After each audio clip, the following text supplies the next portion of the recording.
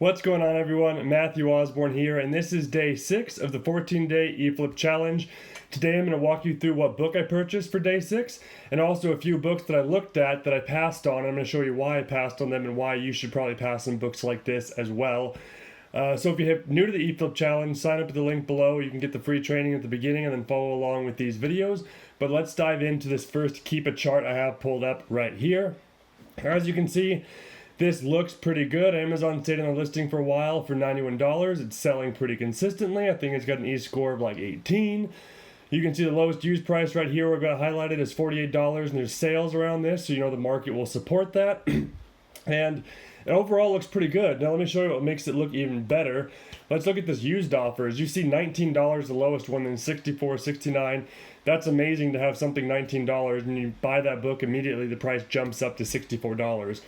Except, as tempting as it is, if you look at the description for this used book, you know why I passed on it. It says, writing on every single page, coffee spills in bottom corner of margins of all pages, moderate wear on covers, pages intact and readable.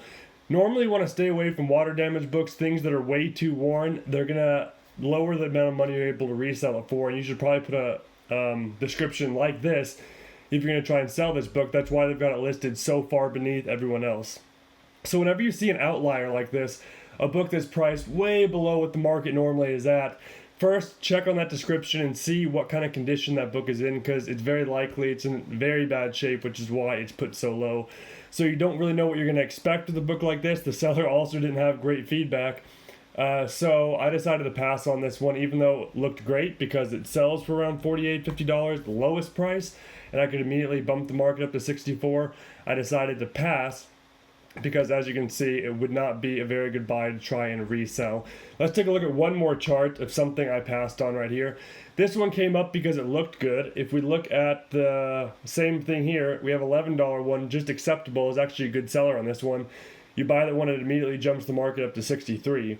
The reason I passed on this one is taking a look at the Keep a chart here again. You can see for a while, it got up to around $90, but you can see this right here, see this arc? It did not sell. It sold right here around $60, so you know it might be able to sell around 60, but then it jumped. When the price went up, it didn't sell at all, and it sold immediately when the price dropped back down to about $9. And the price has stayed consistently at $9, lowest used price for a while now when all these sales happened.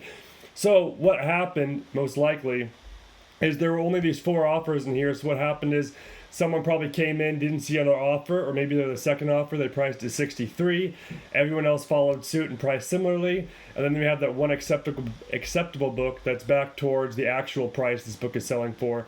So even though it's possible this book could sell for maybe around $60, I decided it's probably a little too risky, since you can see as the price drops, sales pick up. When the price goes up, sales stop. You can see all these arcs here when the price went up, and then it sold when the price dropped back down. So the market doesn't really support those price points, which is why I passed on this book. Even though right here it looks attractive to buy an $11 book and then post it for 63, it's probably not as possible. There's probably better ways I can invest money for today. So let's look at the book I did buy today. Here's the sales rank chart. You can see there's some weird gaps in used offers. Not sure why. Sometimes that just happens with Keepa. And these blank spots either are somehow recategorized and recategorized back as a book, so it stopped tracking it, or something going on here. But either way, I have enough information to make an informed decision. This book sells pretty consistently. You can see it's sold a few times for around up to $200. There's some here for $150, $100. It is a kind of a textbook type of book, even though it doesn't have a real big seasonality. It's something you'd normally buy for a class of some sort. So I know this book can support higher prices, and you can see right here the price is a little lower right now. It's $49. Amazon's never been on this listing. If we take a look here, you can see there's a couple different used offers around the $30 to $40 mark. I ended up purchasing this very bottom one right here, just the normal acceptable edition. And the reason why, even though there's quite a few used offers there, the reason why is, first of all, I know the book can support a higher price point because it sold at a higher price point before. But also, there's some unrealistic prime offers right now. There's only 4 of them. The bottom 3 are actually from the same seller. They have 1 copy of each, and they're all $229 or greater.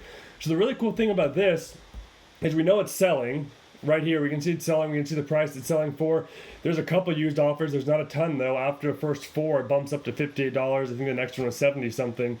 So I can come in with this book on Prime, and I can either attempt to get $229 around there, so I can price right at that bottom Prime slot right there, or more than likely what I'm going to do is try and do a more realistic price point. Maybe I'll throw it at, I don't know, $150 Prime, still well above what all the lowest used offers are, but that Prime price in comparison to all the other ones will look really, really good, and I'll be very likely to win the buy box in that case, and maybe even just get the next sale like that.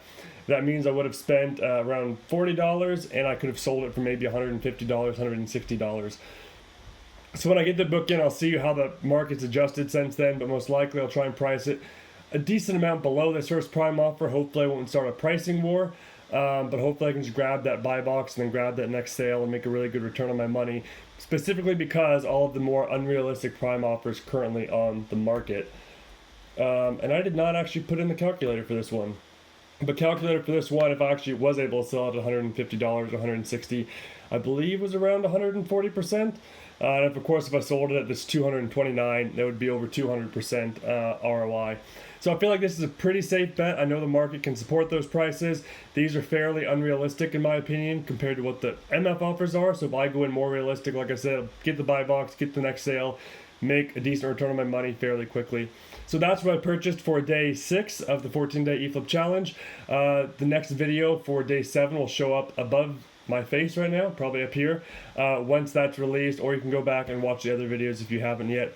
I hope you guys have a great rest of your day, and I'll talk to you guys tomorrow.